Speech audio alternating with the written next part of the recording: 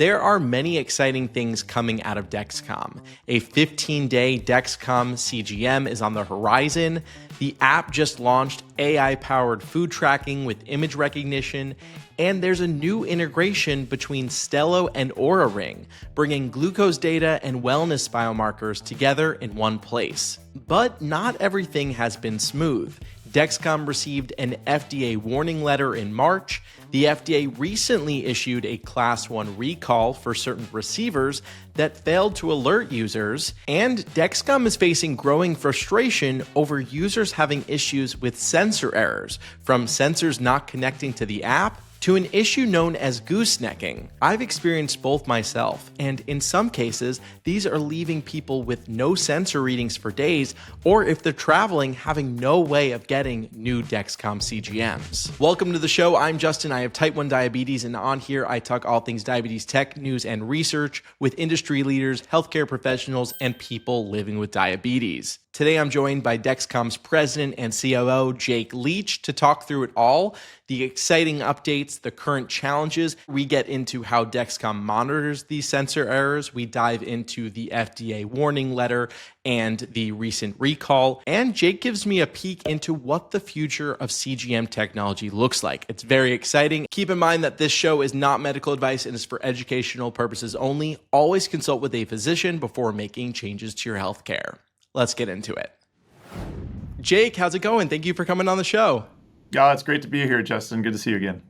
Of course. Yeah, I want to start with some of the most recent news regarding Dexcom, which is this recall over the receivers. So I know that there was a recall of about just over 700,000 receivers due to an audio issue that could result in missed alerts. Can you just explain to everyone what's going on here?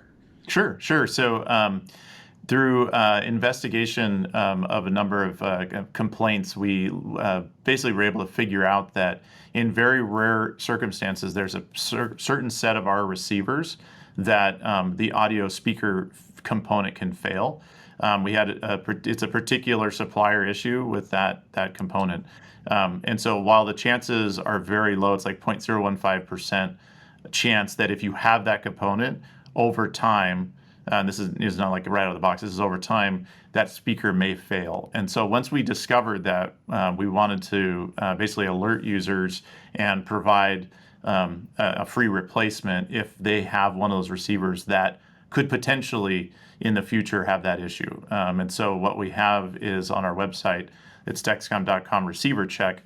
We're asking users to go there, enter their serial number of their receiver, and it'll tell them whether their receiver has that component in it or not. And if it does, then they're prompted to call our technical team, who will get them out a replacement to replace that receiver. So the chances are really low, but because of the importance of the audio alerts, it's one of the most important things our product does for users to help keep them safe.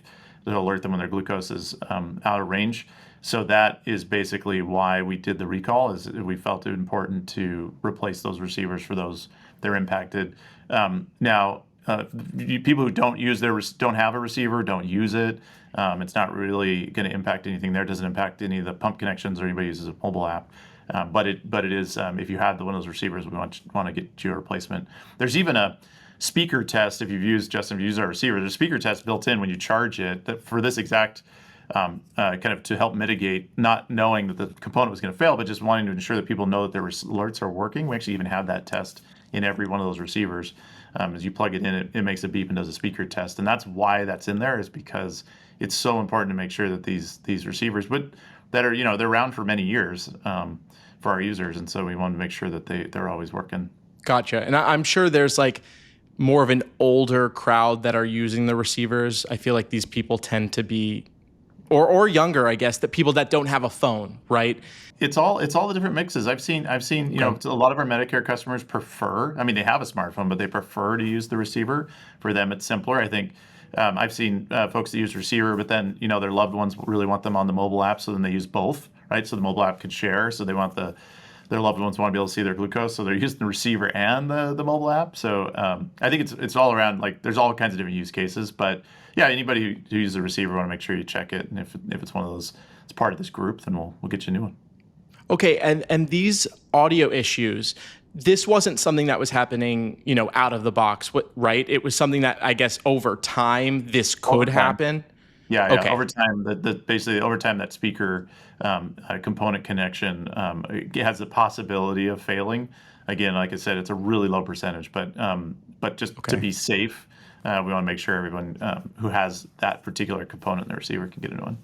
Okay, and what I'll do is I'll put the link to this page in the show Perfect. notes so people listening, if they have a receiver, they can go in and put that number and that SKU. All right, well, let's talk about this Dexcom G7 app refresh. I know there Yeah. were some changes that came to it.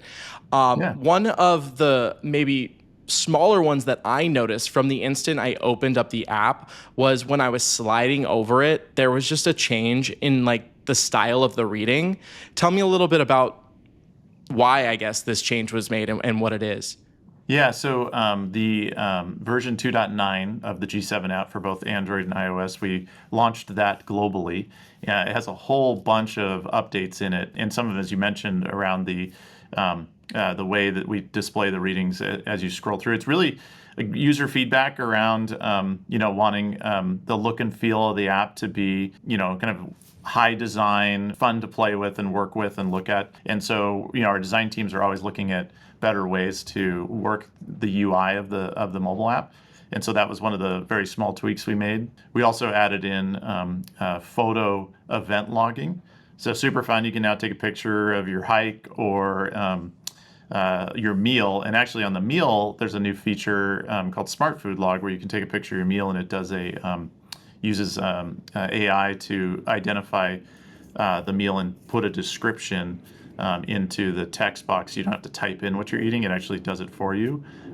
It's pretty cool. I've been playing with it for quite a while, and it also puts that information into clarity. So your physician, if you're having challenges trying to work through insulin delivery and carb estimation along with meals, a physician can see the description of the meals and help you out with the carb counting if you're having challenges. So I think it's a good feature for users and for their HCPs, and it's a great way to log. And it's just kind of the beginning of it. It's really let's start getting those meals logged, and then we can start using AI further, use that insight engine to give more and more feedback personalized around that person's glucose and their meal. There's the cool. You can also select kind of the meal reflection. It'll show you the picture of the meal, but also it captures your glucose you can program it for how many hours you want it to capture your glucose and attach to that meal experience.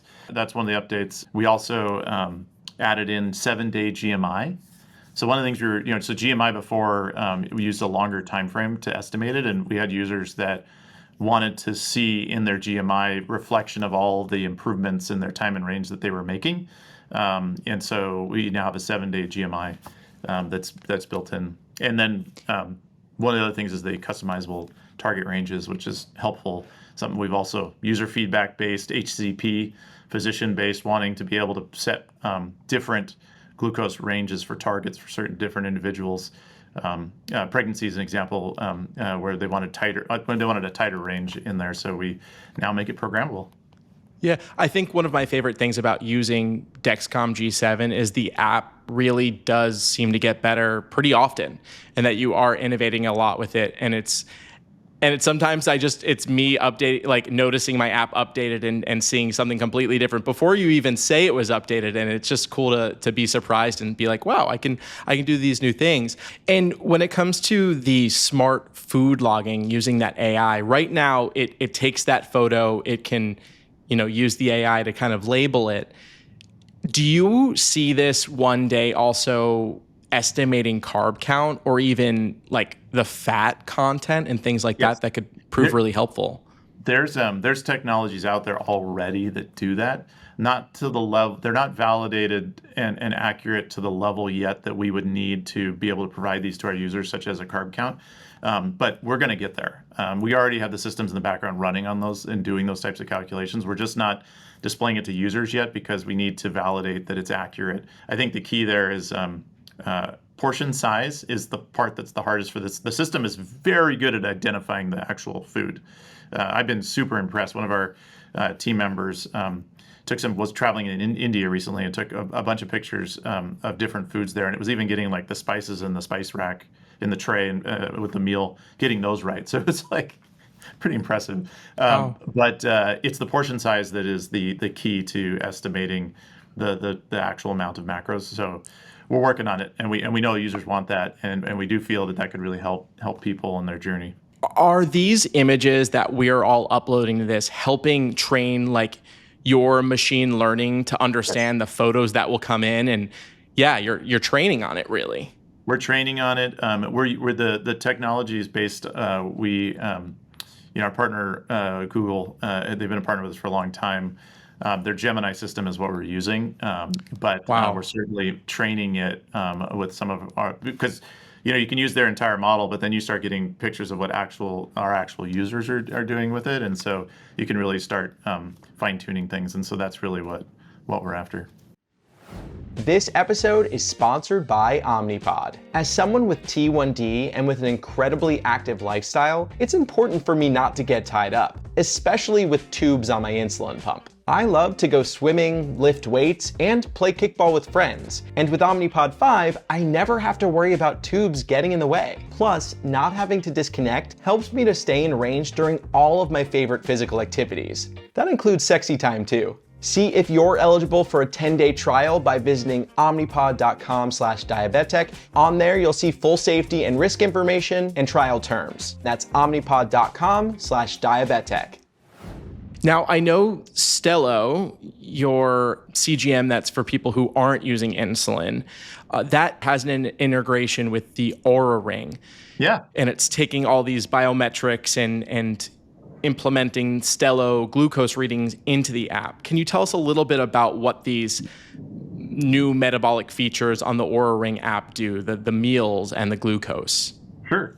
So, as you mentioned, we have a strategic partnership with Oura. If you acquire an Oura Ring or an Oura Ring user, there's a new feature now that can connect your Stelo directly to the Oura app. So you still run the Stelo app in the background, but it basically is loading all that data into the Oura app, and then you can always get your glucose in the Oura app, and you can look at meal reflections in there, and then they're also starting to link that to sleep, and the idea is they're recommending healthy habits from being able to see that glucose data.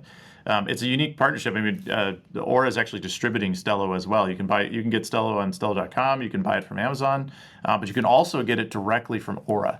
And so we've definitely seen an increase in basically Stelo users through that partnership. And so very excited about the way that they're innovating on the glucose data combined with their sleep and heart rate.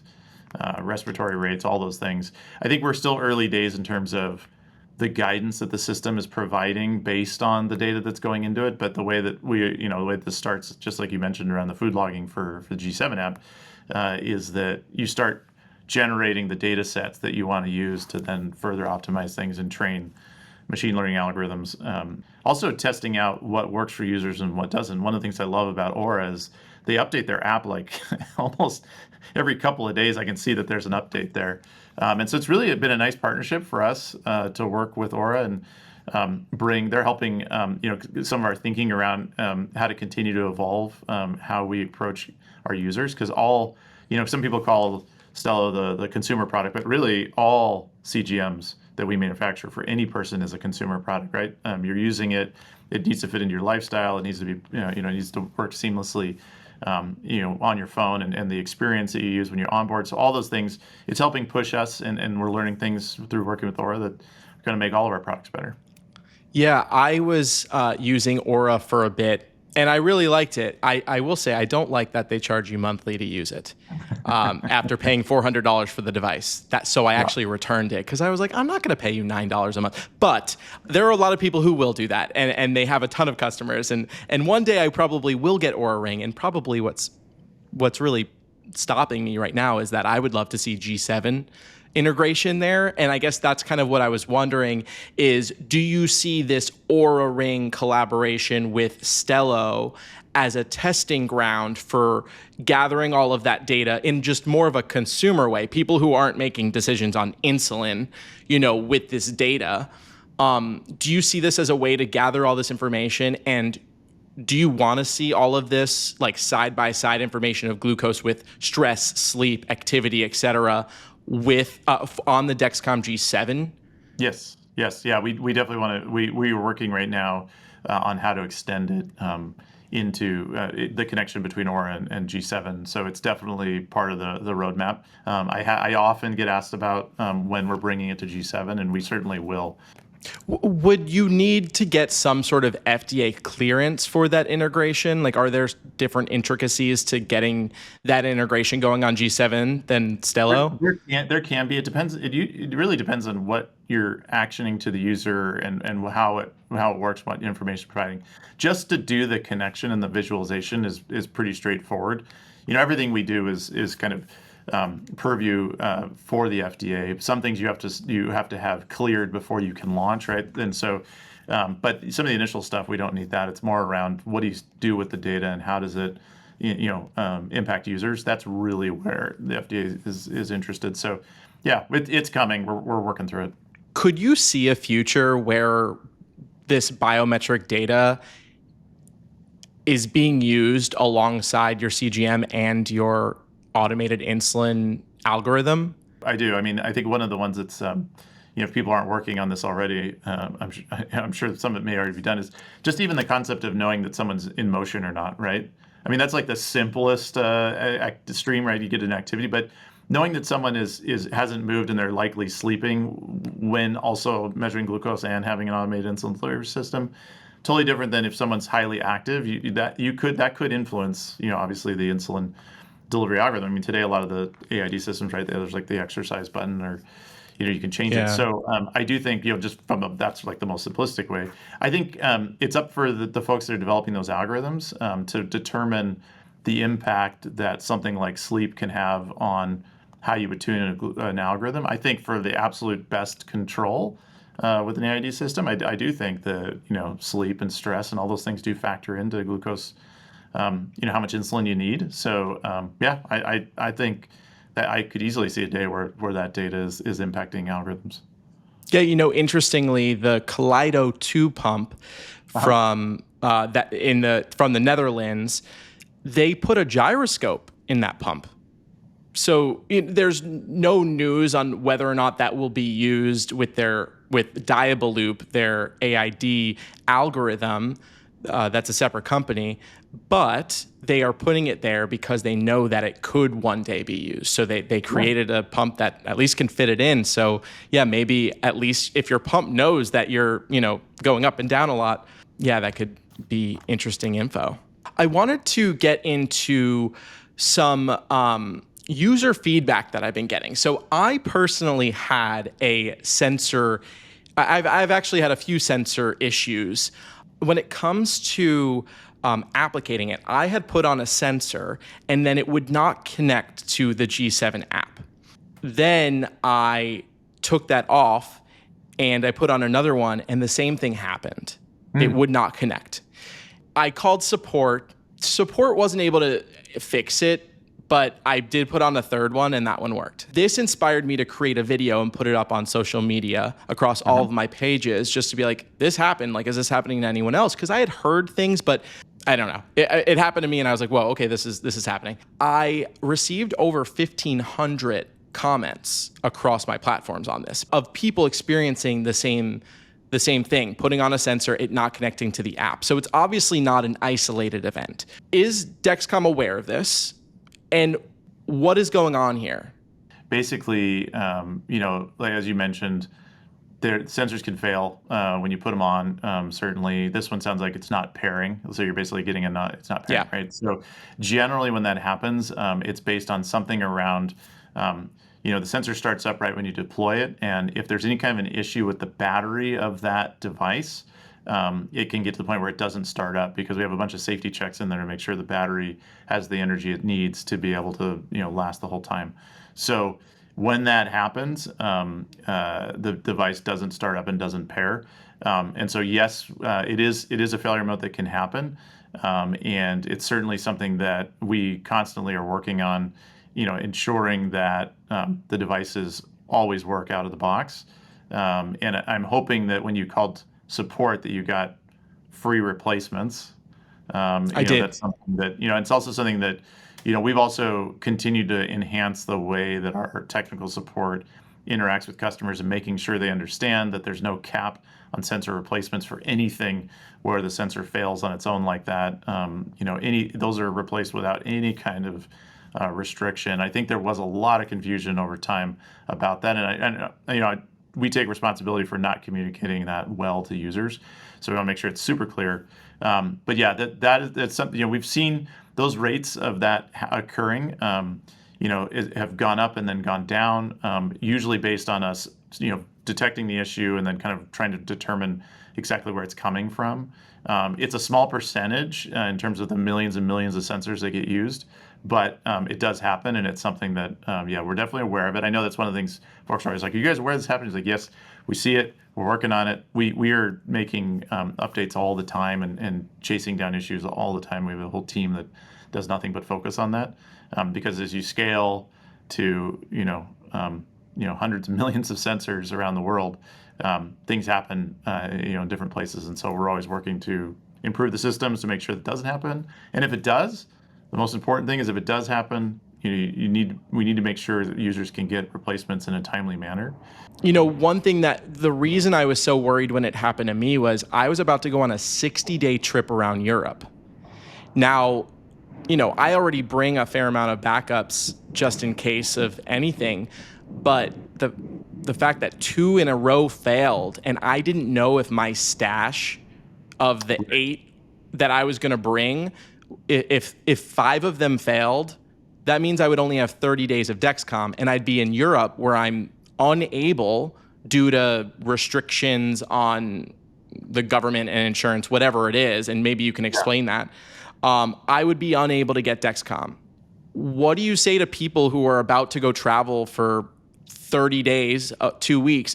Like, should they be bringing 4 times as many Dexcoms that they're, because I've had people message me saying 4 in a row failed upon application. So I guess that's where I'm not worried about as much replacements, although some people only get a month's supply at a time.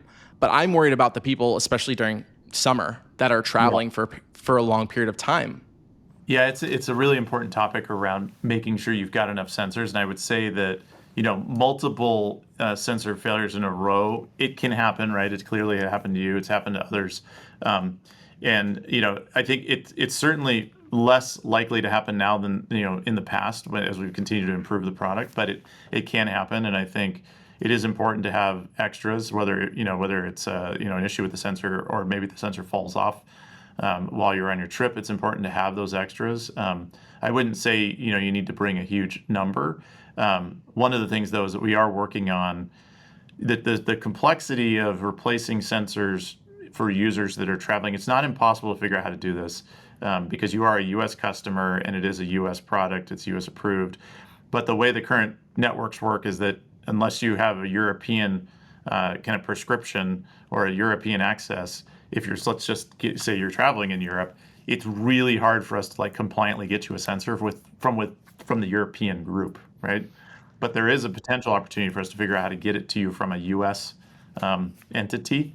And so we are working on how, because we do understand how important it is. But it's similar to when we had some of the geolocation work that basically guaranteed that if you were in a location, your feature set available to you if you installed the app was based on that location, right? And so people were having issues traveling. So we did a lot of work to resolve all those things so that the mobile apps, when you travel, or whether you even lose your phone and have to reload everything while you're in, say, Germany, for example, you still have access to all the things you need for your US version. There's still opportunities for us to continue to improve. All of these sensors, you see it on the box and the applicator, that they have all of these serial ID numbers, right? They ask you when you call up, which lot number was this? if Dexcom has all of this data on applicators, on which ones they are, where they come from, the specific factory, time of day, whatever it was produced, is that information not enough to know where these sensors are coming from and then alert people who have those lot numbers? Because people, like, I'm a bit on edge when I'm packing right now because I have other sensors still, and I don't even know which ones because they're all mixed up from that same lot. Like, is that information not available for you to kind of say, hey, anyone with a Dexcom that has this lot number, maybe that's not your backup for your 60-day trip across the world? We have all that data and we do analyze it all the time to look for any kind of trends or anything, but generally this isn't like an entire lot's bad or even the lot has a higher failure rate. It's more like these are generally component-based type things. It's not like a whole batch of things are bad. So it's really more by chance you get something that maybe doesn't work. So it's not really possible for us to say like that because we wouldn't want to say that lot's bad because they're all perfectly good. It's more around continuing to get to the root cause of it, and then also making sure when people do have an issue that they can get the replacements they need. I think we attack it both ways, and that's basically what we've been focused on since the launch of the first CGM. Yeah. But certainly G7 in the scale, it's much larger, and so people when they do have an issue, want to make sure they get that sensor. Yeah, I had a lot of people reach out to me saying that they used a magnet trick, that the applicator on the G7, the magnet detaching from it, that's what activates it, right? It starts the warm-up time, which is so cool about it because you don't even have to link it to the app. It just automatically is warming up. So people, what they've done, they found that when their sensor doesn't connect directly to the app, that if they kind of wave that applicator over it with that magnet, that it does allow it to activate, that there was some sort of mechanism that didn't release it from that or something. Are you aware of that? Yeah, I am, and it can work. It's actually quite, industrious to the community. It's one of the things I love about the diabetes community is just kind of like the creativity, and we are aware of it. That is something that can work. It doesn't always work, and it's basically just giving that sensor another opportunity to fire up. Like I said, we check the battery to make sure it's adequate to last the whole sensor duration, and so it's allowing that check to occur again. It shouldn't have to do that, right? That's not designed to do it that way, but it is a workaround that people have figured out. A lot of people wouldn't have heard about this trick unless me and a few other people said something about it. No, I don't think Dexcom said anything about it, and it is an easy fix. Why has Dexcom not put out some sort of release letting people know that if your sensor fails, like, this could work, to save aggravation? It's a really good question. I think it's because while that can work, the system didn't start up for a reason. So we would really prefer to replace your sensor than give you that workaround. But again, people are absolutely free to do as they need. But yeah, for us to officially say that we can't really officially say that's the right way to solve the issue. Yeah. The right thing is to get you a new sensor. But yeah, that's basically why. Okay. Now, one other thing I've experienced, and other people have too, and I put this out, people responded saying it's happened to them, is what we're calling goosenecking. So you put on the sensor and you can actually see the sensor filament looped and stuck in like the little hole. Like, it doesn't actually go into the skin. What is happening with that? Yeah, it's basically when the sensor deploys, the sensor doesn't get deployed under the skin. It gets pulled back with the needle. And so that is a failure mode that can happen. It's actually a failure mode that earlier this year we saw it start to creep up. It's normally at extremely low levels, and it crept up a bit, and then we went in and we made some changes in our manufacturing processes to resolve it. But users were experiencing it. Actually, we got an indication of that. And so it's basically that's what's happening. The sensor's not getting deployed properly, and so while it does pair, it will rapidly give you a sensor failure. And so that's something that, again, we're aware of. We've addressed it in the manufacturing plant. It was small numbers, but the people that it obviously happened to, it's highly impactful when your sensor doesn't work out of the box. And so it's something that is not acceptable. And so we really want to make sure, obviously, those get replaced. But we do feel like we've addressed that issue. And while it may still occur to folks, it's certainly, we saw it happen, and we made some changes to fix it. Yeah, well, it's great to hear that you're aware of all of this. And I will say that I've had nothing but great experiences with support and getting replacements. Whenever I've had issues, I get that replacement, no questions asked. And so, things are working well over there, at least for my experience. I have a couple more hard questions, and then I have some fun ones. So, Yeah, no problem. I don't mind. I mean, I think it's important. yeah, no, I appreciate you, giving us all this information, because it's one thing for all of my listeners and readers to hear from me, but I know it does mean a lot to hear that Dexcom's aware and that they'll give replacements and that this is what they're working on. And really just hearing from you directly is even putting me at ease, because it does make sense when you're producing these in the millions. Like, things can happen, right? And you're seeing them uptick and you're like, okay, let's figure this out. So it makes sense from so many perspectives as to why you would, be aware of these and working on them. But just hearing it from you, it's making me feel more comfortable. So I appreciate it. So earlier this year in March, Dexcom received an FDA warning letter due to a change in a mechanism you were using from a third party to your own. And the FDA said that this resulted in less accurate sensors. Can you explain kind of what happened here and how the accuracy was affected? Yeah, so I think what is important to note is that there's no actual claim that the performance of the sensor isn't as accurate as the old one. What the real issue was is that when we qualified that new material, the FDA wanted to see us do some different things to be able to qualify it. We used that material for quite some time on our G6 product, and we used it for a very short amount of time on G7. And basically, the FDA, through a normal inspection process, right? They come in and inspect us all the time, multiple facilities, factories, everything. And so during one of the inspections, they started reviewing this, and they said, look, we would have preferred you do this differently in terms of the way you qualified it, and also we would have preferred you tell us about the change ahead of time as like a submission, right? I talked about that idea of what gets submitted versus what's part of this quality system, and of course reviewable. And so they basically came back and said, we'd prefer you do it differently. And so while we still very much felt that what we did was appropriate, we took their feedback and said, okay, we won't manufacture sensors with that material until we do redo the validation in the way you want to see it. But ultimately, in the product as the field, it was not less accurate by any means. It just was we did show them all the things that they would want to see to be able to verify it. So that was basically it. So we agreed and said, okay, well, next time because we do actually want to ultimately include that material too in our sensors. And so we will go back through that process with them. And we're actually already in the process of doing it. Okay, and none of those sensors that were involved in that, they're not in circulation at all, right, anymore? Or at least you're not putting those...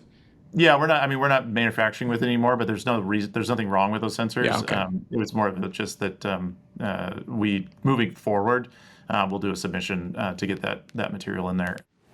Today's episode is sponsored by T1D Exchange. You can directly make an impact on diabetes healthcare, treatments, and technology by participating in the T1D Exchange registry. It starts with a simple survey about your life with T1D, and it only takes about 15 minutes. After that, you'll have a personal portal with ongoing T1D study and survey opportunities. Plus, some of these studies even offer compensation. Signing up with the link in the show notes helps support my channel, and it allows me to continue putting out free content. You can sign up at t1dexchange.org/diabetic or click that link in today's show notes.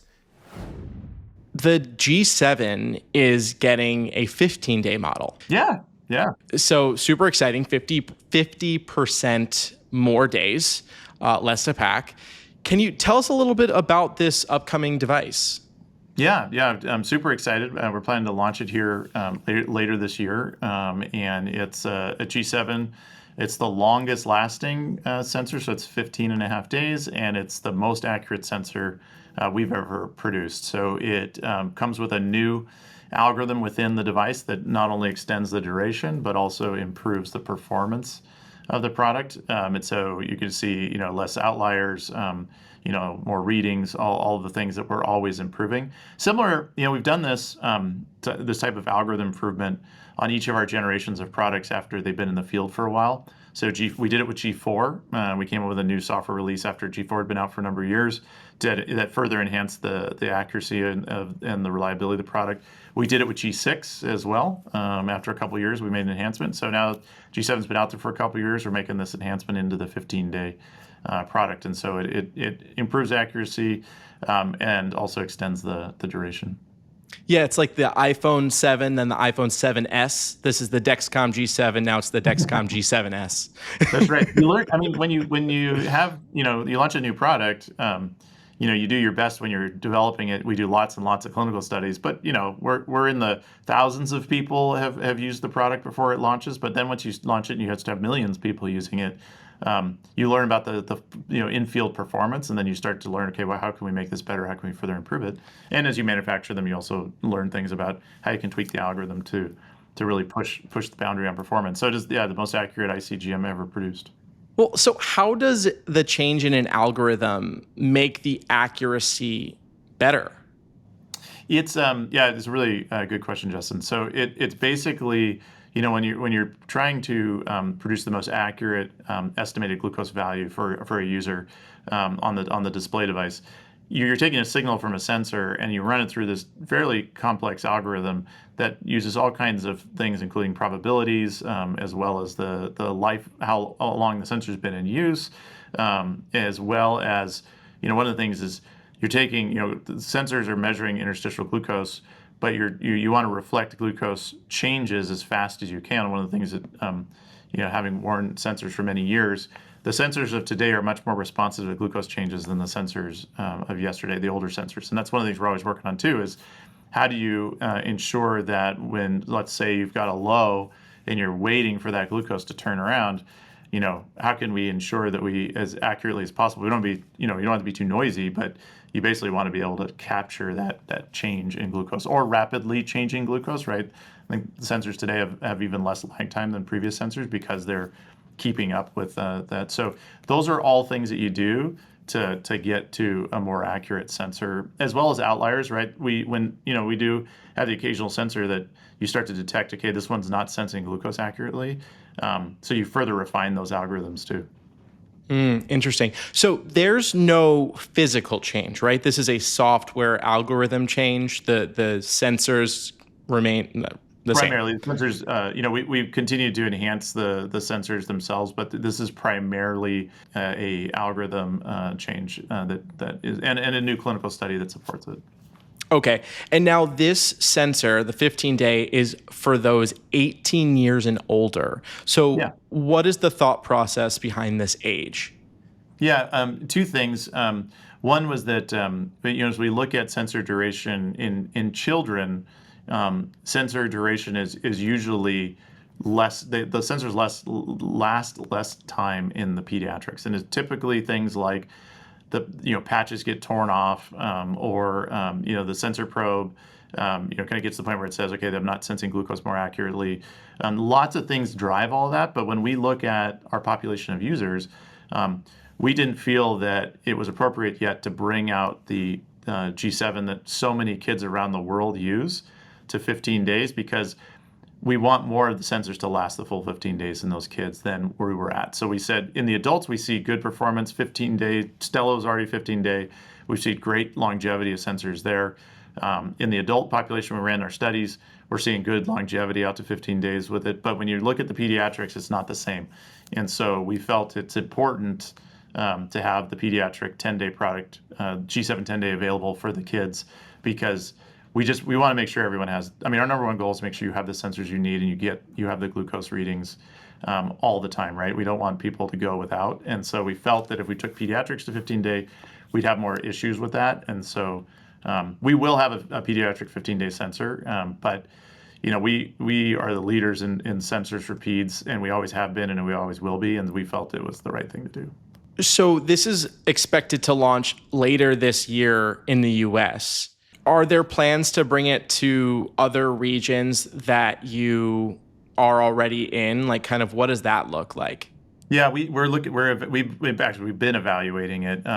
Every different region is got complexities to how you service, CGMs for different age groups, and there isn't yet the precedent there where we could do a 10-day for pediatrics and a 15-day for adults. There isn't in the reimbursement channels and how all that works. There's some complexity there that we're trying to navigate into how to do it so that we can get the 15-day duration to those that can use it. So we're still looking at it. We're going to launch in the U.S. first. There's a clear way for us to do it here. So we're going to work through how we do it within the international markets. We also have our Dexcom One product internationally too, and so we're evaluating the 15-day survival there too. Oh, amazing.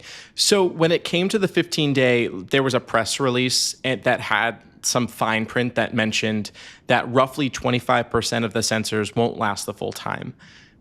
Is this typical for CGMs, that there will be a percentage that don't make it the full period? Yeah. I mean, I think having you've worn CGM before. Some people their sensors always last, and I think it's this combination of lifestyle and a little bit about physiology. And so sensors don't always last, and that's why we want to make sure that we have a robust process for replacing your sensors. I think the vast majority of users have no problem getting their sensors to last, and I think 15 days is going to be a delighter for many people who wish they could just keep wearing their sensor and when it times out at 10 days. Yeah. And so I think that's what it's for. But if things can happen, right? And as you go out to 15 days from 10 days, there's more opportunities for something to happen, an adhesive issue or whatever. So I think that's where we really feel like, as we've studied pretty closely. We studied with Stelo. We studied a lot of 15-day product in type 1 and type 2, people with type 1 diabetes, people with type 2 diabetes, a lot of clinical studies to be comfortable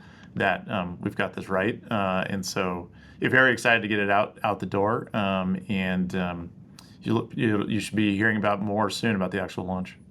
Yeah, my G7s would stay on way past 10 days for sure. I'm like, oh, I got to take this off. So yeah, I have really good luck with them. I know everyone's skin type's so different, but I'm ready for the 15-day. Yeah. And I know it's going to stay on, and I don't even always, this isn't label, but I don't put the overpatch on and it still stays on. It could stay on for 15 days. So love that for me. A lot of people in the US, their insurance only allows them to get 1 month supply at a time for anything, which I think is not the way it should be, right? Like I get 3 months supplies with my insurance and I have a backup throughout all this time. So if I have a sensor that fails, I've got 7 more waiting for me. But what if there's someone who gets let's say it's a 15-day, they have 2 sensors. They put one on, works great.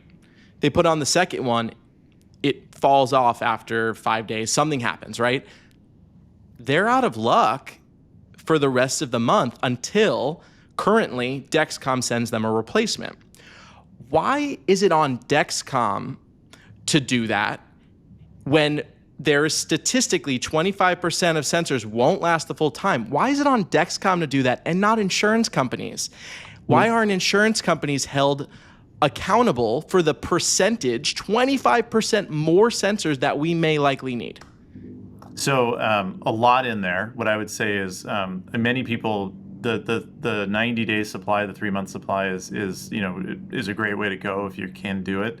And many people do. Most people do, actually. But there are those, like you said, that can only get two days. I think there's a couple things I'd say. One is there are, I've seen cases where folks are writing prescriptions for more than sensors than just the exact 2 or exact 3 today for G7. They write more than that just so people have those extras in case they need them. Some insurance companies cover that, right? There is an ongoing discussion that we're working through with payers in terms of how do we make sure this is right. The other thing too that we've launched too that is helpful is that we've got this voucher program going, and we've been trying to, it's been going out across the states where if you do have a sensor issue, you can get a QR code from us and a voucher and take it into a pharmacy and pick up a sensor that day. That's great. That's been, we launched it in Canada. It was very successful. We've launched it in a number of states in the U.S. And it's working quite well. We're still working on getting it around the entire U.S. So that gives another additional option to be able to get a sensor that day. And so the other thing too is for anyone who's in the situation where they literally don't have any more sensors and their last one failed, we do expedite shipping for those folks. So that's important to communicate that if you're talking to one of our tech support reps, to be able to get you the sensors, because we know how important this is, and we're always evolving. And I was actually talking to some physicians in Colorado the other day around how to do this, because it was the same issue came up. It's like if I can only get a certain amount of sensors and have an issue, and I kind of don't have any spares, what do I do, right? And so the patients often ask for prescriptions for extras. So I think we got it's one of those things we got to continue to work on. Yeah, that's great to hear. I now remember when I was on the phone with support recently, they asked if there was a nearby pharmacy. Yeah. And they were going to say, oh, you can go pick it up. And because I had my backups of supplies, I was fine with getting it shipped. But that's a great option for people, especially if they need it right away. Yeah. I want to just end with a little bit of a peek into the future for Dexcom. Obviously, we're seeing 15 days. That's fantastic. The future could have a 15-day PEDS sensor as well for you. We're seeing a lot of implantables. We're seeing ketone monitoring. We're seeing this longer wear time. Where do you see the future of CGM going?